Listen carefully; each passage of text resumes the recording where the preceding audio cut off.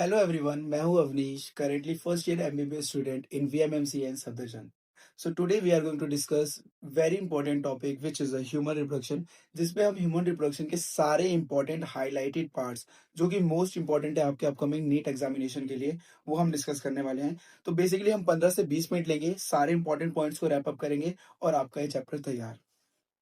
तो इसमें हम स्टार्ट कर रहे हैं सबसे पहले मेल रिप्रोडक्टिव सिस्टम। ठीक है, तो बेसिकली मेल रिप्रोडक्टिव सिस्टम में क्या क्या होता है? Testis, accessory ducts, glands and external genitalia, which is most important. ठीक है, इसके बाद अगर हम आगे बात करते हैं तो स्क्रोटम होता है। स्क्रोटम जिसमें टेस्टिस प्रेजेंट होता है, वो हमारा 2.5 से 2 से 2.5 degree Celsius lower temperature maintain करके रखता है, which is necessary for the spermatogenesis. ठीक है, इसके बाद एडल्ट में बात करें, जो टेस्टिस होता है वो हमारा ओवल शेप का होता है। आपको उसकी लेंथ याद करनी है 4 से 5 सेंटीमीटर, और उसकी ब्रेथ जो होती है 2 से 3 सेंटीमीटर होती है। ये इंपॉर्टेंट है, आपको डाटा याद रखना है, मैंने डाटा पे ज्यादा फोकस किया है। ठीक है, इसके बाद अगर हम बात करें तो हर एक टेस्टिस में 250 कंपार्टमेंट्स होते हैं, 250 कंपार्टमेंट, जिसको हम कहते हैं testicular lobules.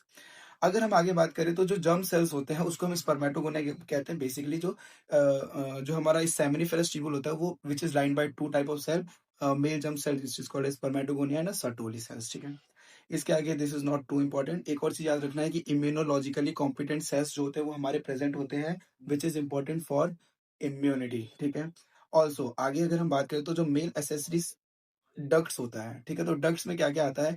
Rete testis, vasa efferentia, epididymis, वाजिफिस। आपको ये चार याद होने चाहिए। ये है मेल एसेसरी डक्ट। ठीक है, रेटिटेस्टिस, वासाइफ्रेंशिया, एपिडिडाइमिस, वाजिफिस। अब आपको याद रखना, जो एपिडिडाइमिस है वो basically posterior surface of testis के प्रेजेंट होता है, और दोनों टेस्टिस पे प्रेजेंट होता है, which is a paired structure as you know that. तो पोस्टीरियर सरफेस ऑफ टेस्टिस पे हमारा प्रेजेंट होता है क्या? एपिडिडाइमिस। ठीक है, इसके बाद urethral meatus. What is urethral meatus? The opening of the urethra is called as urethral meatus, है ना, एज यू ऑल नो। अब हम बात करते हैं तो इस पैराग्राफ में ये लिखा है कि जो पेनिस होता है, which is made of a specialised muscular tissues, जो कि हेल्प करता है इरेक्शन में। ठीक है, which is important for the insemination and all. Also, the bulge part of the penis is called as a glans penis. ठीक है, also the loose fold of skin which is covered the penis is called as glans penis. ठीक है, और you can sorry is called as a foreskin. ठीक है, अब अगर हम बात करें एसेसरी ग्लैंड्स की, डक्ट्स की हमने बात करी। एसेसरी ग्लैंड में आता है seminal vesicle, prostate and bulb urethral. आपका याद रखना कि इसमें एक ही है जो कि अनपेयर्ड होता है, which is a prostate gland. बाकी बल्ब यूरेथ्रल और सेमिनल वेसिकल जो होता है वो हमारा पेयर्ड स्ट्रक्चर होता है। ठीक है, अगर हम बात करें तो जो सेमिनल प्लाज्मा होता है, which is release by all these glands, is rich in fructose, calcium and certain enzymes. ठीक है, fructose, calcium and certain enzymes इसमें हमारे प्रेजेंट होते हैं। ठीक है, आगे जो मेल रिप्रोडक्टिव सिस्टम में इतना ही था। ठीक है, अब हम आगे आते हैं फीमेल रिप्रोडक्टिव सिस्टम में। ठीक है, एक और चीज याद रख लेना कि बल्ब यूरेथ्रल जो होता है release some also help in the lubrication of the penis. ठीक है, वाइल इंसेमिनेशन। अब हम बात करते हैं फीमेल रिप्रोडक्टिव सिस्टम में। तो फीमेल रिप्रोडक्टिव सिस्टम में एक चीज याद रखना है कि इंटीग्रेटेड स्ट्रक्चर्स क्या क्या है, which is help in ovulation, fertilisation, pregnancy and birth and child care. उसमें आपका ओवरीज भी आता है, ओविडक्ट। ठीक है, पूरा यूट्रस, सर्विक्स, मेमरी ग्लैंड, सब कुछ इंक्लूड होता है, जो कि इंटीग्रेटेडली हेल्प करता है प्रेगनेंसी में। ठीक है, अब अगर आगे बात करो तो जो ओवरी होता है, ठीक है, देखो टेस्टिस ओवल शेप का था। ठीक है, ओवरी जो होता है वो हमारा आलमंड शेप का होता है, याद रखना 2 to 4 सेंटीमीटर इन लेंथ में होता है। ठीक है, अब एक चीज याद रखना है, जो ओवरी होता है उस पर थिन एपिथेलियल की कवरिंग होती है ना, नॉट थिक। ये चीज इंपॉर्टेंट है, यहाँ पे मैंने भी गलती कर रखी है इसलिए मार्क कर रखा है थिन एपिथेलियल। ठीक है, और ovary is divided into two part, which is a peripheral cortex and inner medulla. Alright, अब देखो हम डायग्राम्स को अलग वीडियो में डील करेंगे, वरना वीडियो बहुत ज्यादा लंबी हो जाएगी। ठीक है, अब हम बात करते हैं ओविडक्ट की। तो जो ओविडक्ट होता है वो हमारा 10 से 12 सेंटीमीटर होता है। मैं मार्क करना भूल गया, मैं आपके लिए मार्क कर देता हूँ। 10 से 12 सेंटीमीटर लॉन्ग होता है। It's also important data for you. आगे बात करें तो जो शेप होता है वो फनल शेप का होता है। जो सबसे फर्स्ट पार्ट होता है, जो फर्स्ट पार्ट होता है ओविडक्ट का, वो हमारा फनल शेप होता है, which is called as infundibulum. ठीक है, एज वी नो दैट, जैसे ही हमारा ओव्यूलेशन होगा तो सेकेंडरी साइट आएगा, उसको फिम्बरी कैच करेगा, फिर इनफंडिबुलम में भेजेगा, फिर वो एम्पुला में भेजेगा, जहां पे हमारा क्या भी होगा? एम्पुला में भेजेगा, जहां पे हमारा क्या होगा? फर्टिलाइजेशन होगा, देन इस्थेमस एंड यूट्रस में जाके इम्प्लांटेशन एंड ऑल। ठीक है, आगे हम बात करते हैं तो एम्पुला के बारे में मैंने बता दिया। वाइडेस्ट पार्ट होता है जहाँ पे फर्टिलाइजेशन होता है, because fertilisation needs a space for the fusion of gametes. ठीक है, इस्थेमस नैरो लिमन होता है यूट्रस का। ठीक है, वोम जो यूट्रस होता है उसको हम वुम्ब भी कहते हैं। अब देखो बर्थ कैनाल क्या होता है, ठीक है? देखो सर्वाइकल कैनाल अलग है, बर्थ कैनाल अलग है। Birth canal is the basically cervix along with the vagina is called as a birth canal, ठीक है? इसके बाद uterus is lined by 3 layers, perimetrium और मायोमेट्रियम, एंडोमेट्रियम। याद रखना कि जो मायोमेट्रियम होता है ये हमारे स्मूथ मसल से बना होता है, which is helping contraction while the parturition, ठीक है? As you know that the endometrium is the innermost layer which is changed according to the menstrual cycle, ठीक है? वो बनता है और टूटता है during the menstrual cycle and all. आगे हम बात करते हैं एक्सटर्नल जेनिटेलिया, ठीक है? तो एक्सटर्नल जेनिटेलिया में क्या क्या आता है? Most pubis, labia majora, labia minora, hymen, clitoris. अब अगर मैं मोस्ट प्यूबिस की बात करूँ तो हमारा क्वेश्चन फैटी टिश्यू होता है जहाँ पे हमारा प्यूबिक हेयर्स भी प्रेजेंट होते हैं। अब यहाँ पे दो चीज कंफ्यूजिंग है, एक तो labia majora and labia minora. आपको लेबिया मेजोरा में याद रखना it is a fleshy fold, ठीक है? और लेबिया माइनोरा में याद रखना it is a pair fold, ठीक है? तो वर्ड यहाँ पे चेंज होगा तो फिर हमारा दोनों चेंज हो जाएगा, ठीक है? हाइमेन, हाइमेन आपको पता है, ठीक है? ये वर्जिनिटी को शो करता है but it's not a true representation of virginity because ये हमारा हॉर्स राइडिंग से या फिर सडन फॉल से, ठीक है, जर्क वगैरह से भी ब्रेक हो जाता है। तो it is not a complete indication of a virginity, ये चीज़ ध्यान रखना। Clitoris is the finger like projection which is homologous to the male penis, ठीक है ना? होमोलोगस, एनालोगस आप लोगों को पता होना चाहिए, ठीक है?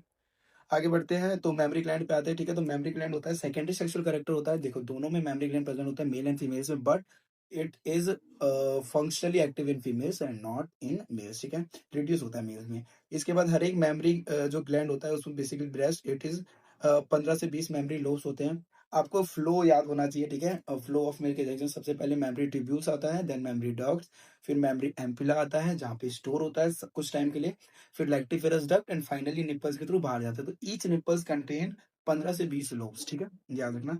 इसमें हमारा एक सेल होता है जिसको एल्वेला कहते हैं, जिसके अंदर कैविटी होती है, ठीक है, ल्यूमेन, जिसमें मिल्क प्रोड्यूस होता है, ठीक है? प्रोलैक्टिन से मिल्क बनता है, ऑक्सीटोसिन से रिलीज होता है, ये सब भी आपको पता होना चाहिए।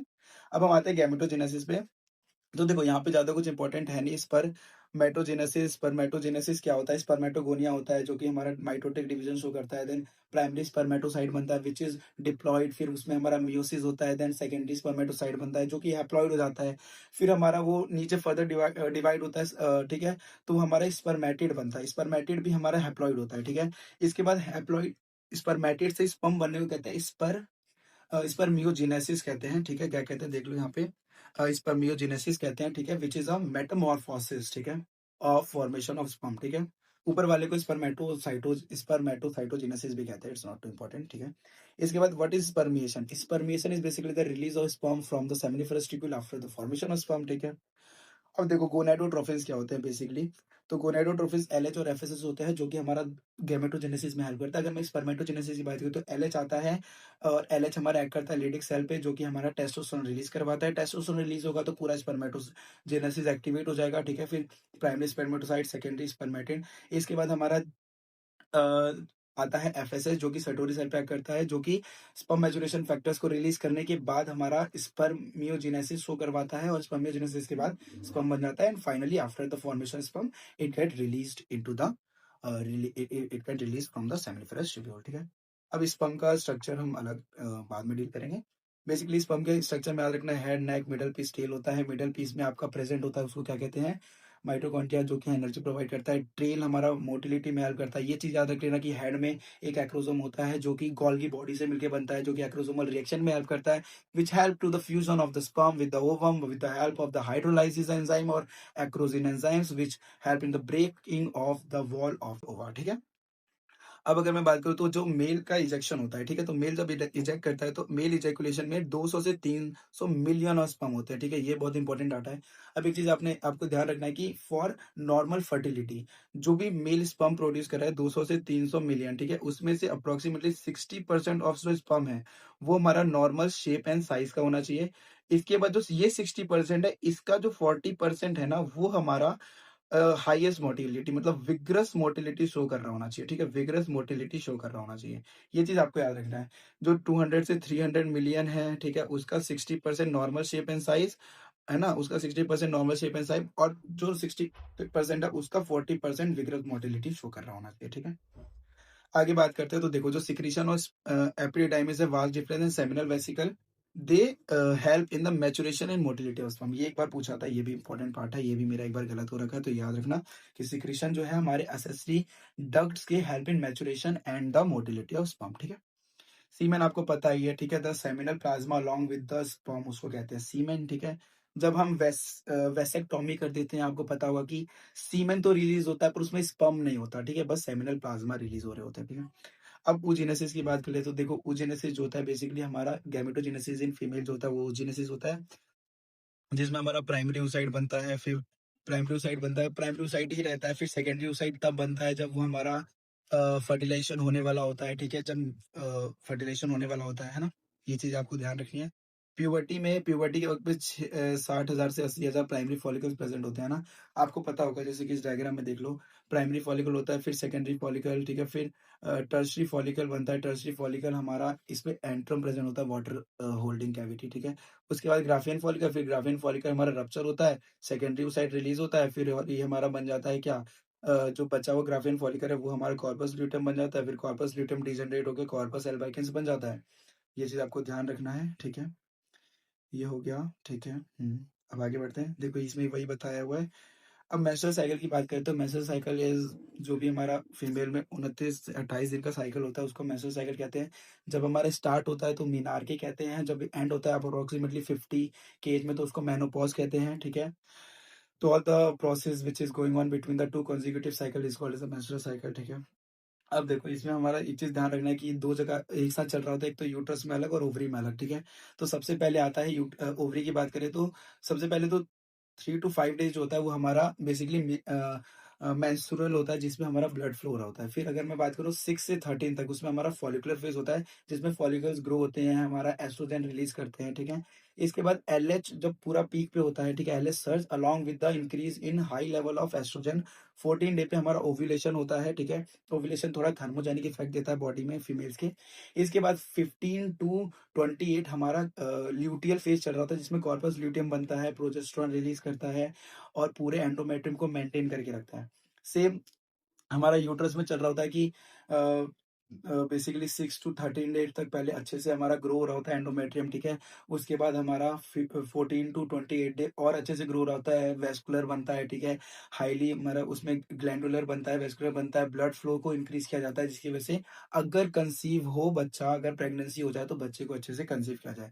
पर अगर फर्टिलाइज़ेशन नहीं होती तो कॉर्पस ल्यूटियम डीजनरेट हो जाता है जिसकी वजह से एस्ट्रोजन प्रोजेस्टेरोन का अमाउंट गिर जाता है, प्रोजेस्टेरोन का अमाउंट जैसे ही गिर जाता है तो हमारा जो भी ब्लड क्लॉटेड था वो हमारा फ्लो आउट हो जाता है, ठीक है? ये हो गया तो देख लो 14वें डे पे हमारा फर्टिलाइज़ेशन होता है, 50 की एज में बंद हो जाता है, उसको मेनोपॉज़ कहते हैं। फर्टिलाइज़ेशन तो आपको पता ही है, तो fusion of 2 gametes called fertilisation, जिसमें सबसे पहले एक्रोसोमल रिएक्शन आता है। एक्रोसोमल रिएक्शन में क्या होता है कि स्पर्म आता है और फिर जो भी हमारा कवरिंग है, जैसे कि देखो ये जो कवरिंग है सबसे बाहर होता है हमारा कोरोना रेडिएट, तो कोरोना रेडिएट को पेनिट्रेट करता है, उसके बाद ज़ोना पेलुसिडा को पेनिट्रेट करता है और प्लाज्मा मेम्ब्रेन से अटैच होता है। जैसे ही हमारा ज़ोना पेलुसिडा से अटैच होता है ना स्पर्म, वैसे ही हमारा डीपोलराइज़ेशन विद द मेम्ब्रेन हो जाता है which is blocking the polyspermy, मतलब एक स्पर्म से ज़्यादा दूसरा आगे स्पर्म आके उसको वापस फर्टिलाइज़ ना कर पाए, इसको कहते हैं फास्ट ब्लॉक टू पॉलीस्पर्मी, ठीक है? तो जो ज़ोना पेलुसिडा होता है वो पॉलीस्पर्मी से भी प्रिवेंट कर रहा होता है, याद रखना। इसके बाद zona pellucida is also important because it prevent the implantation of the ovum, है ना? Implantation of the ovum in the fallopian tube और समथिंग, ठीक है? क्योंकि जब तक ज़ोना पेलुसिडा नहीं हटेगा इम्प्लांटेशन नहीं होती, ठीक है?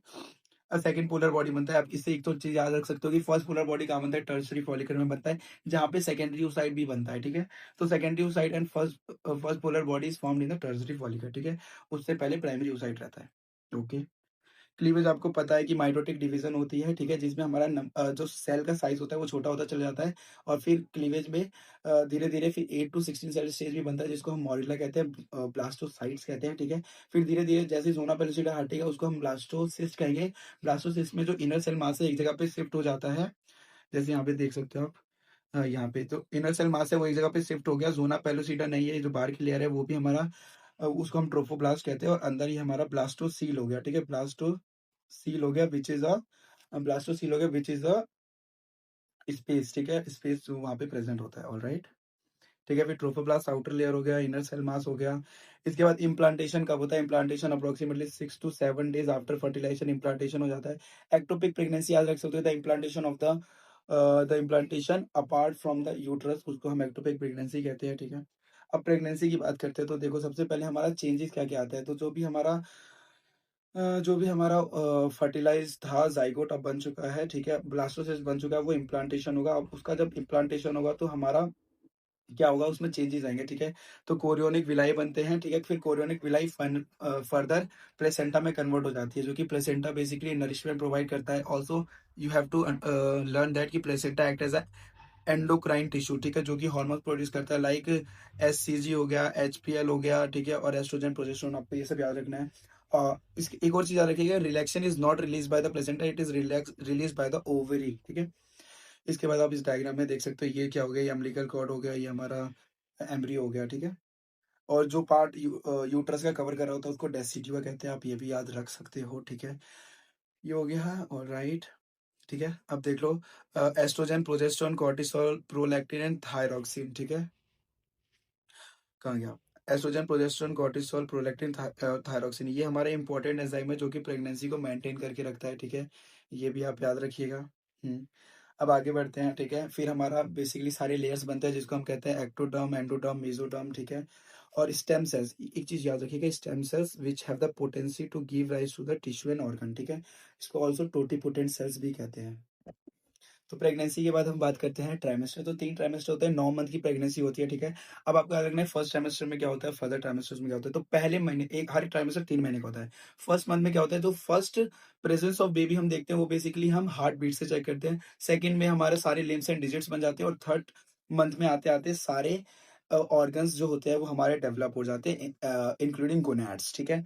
इसके बाद सेकंड ट्राइमेस्टर में आते हैं, तो 5th मंथ में जाके हमारा क्या होता है कि उसमें हेयरी अपीयरेंस आने लग जाता है, ठीक है? देखो, first movement of the foetus appear on the hair usually during 5th month, ठीक है? तो पहला मूवमेंट और अपीयरेंस ऑफ द हेयर, ठीक है? वो हमारा बॉडी पे आने लगता है, ठीक है? इसके बाद फाइन हेयर से कवर हो जाते हैं, देखो आईलिड्स सेपरेट हो जाते हैं और आईलैशेस फॉर्म हो जाते हैं, ये सब सेकंड ट्राइमेस्टर में हो रहा होता है, ठीक है? और थर्ड ट्राइमेस्टर में बस बेबी अच्छे से ग्रो हो रहा होता है, डेवलप हो रहा होता है, ठीक है? फर्स्ट ट्राइमेस्टर का याद रखना है कि हार्ट बीट, फिर दूसरे महीने में लिप्स डिजिट, और तीसरे महीने में आपको याद रखना है, तीसरे महीने में याद रखना है सारे organs including gonads. 5th month में याद रखना है पहला मूवमेंट होता है और हेयरी अपीयरेंस आता है, और 6th मंथ में आपको याद रखना है कि आईलिड्स सेपरेट हो जाते हैं और आईलैशेस बन जाते हैं, ठीक है? अब पार्चुरेशन, बेसिकली अब बेबी अच्छे से ग्रो हो चुका है, डेवलप हो चुका है, so it's time to parturate the baby, ठीक है? अब डिलीवरी होगी बेबी की, तो पार्चुरेशन को याद रखना है आपको, न्यूरो एंडोक्राइन मैकेनिज्म होता है, ठीक है? जिसमें न्यूरल और एंडोक्राइन दोनों इन्वॉल्व होता है, ठीक है?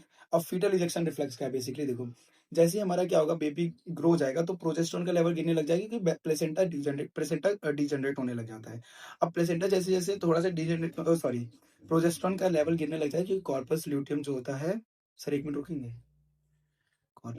हाँ, क्योंकि कॉर्पस ल्यूटियम थोड़ा-सा डिजेनरेट होने लगता है, तो हमारा जो अमाउंट ऑफ प्रोजेस्टेरॉन गिरने लग जाता है, जिसकी वजह से क्या होता है कि अब बेबी को इजेक्ट करने की पार्चुरेट करने की बारी आ गई। तो अब क्या होगा, जैसे ही थोड़ा-सा भी प्रेशर पड़ेगा, तो हमारा क्या होगा, जो सर्विक्स हमारा स्फिंक्टर की तरह एक्ट कर रहा होता है, उस पे प्रेशर जाएगा, जिसकी वजह से मदर के ब्रेन में हमारा सिग्नल जाएगा कि अब ऑक्सीटोसिन रिलीज़ करो, ठीक है? तो अब ऑक्सीटोसिन रिलीज़ होगा, और जो मायोमेट्रियम है, ठीक है? उस पे सिग्नल जाएगा और वो कॉन्ट्रैक्ट करने लग जाएगा।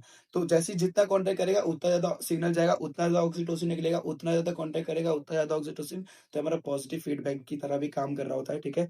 तो ऐसी कॉन्ट्रैक्शन के साथ धीरे-धीरे फिर बेबी को इजेक्ट आउट कर दिया जाता है। तो आपको पता होगा, जिसमें अच्छे से इजेक्शन नहीं हो पाती है, ऑक्सीटोसिन का लेवल कम होता है, तो उनमें हम ऑक्सीटोसिन के इंजेक्शंस भी देते हैं ताकि पार्चुरेशन में ईज़ी हो, ठीक है?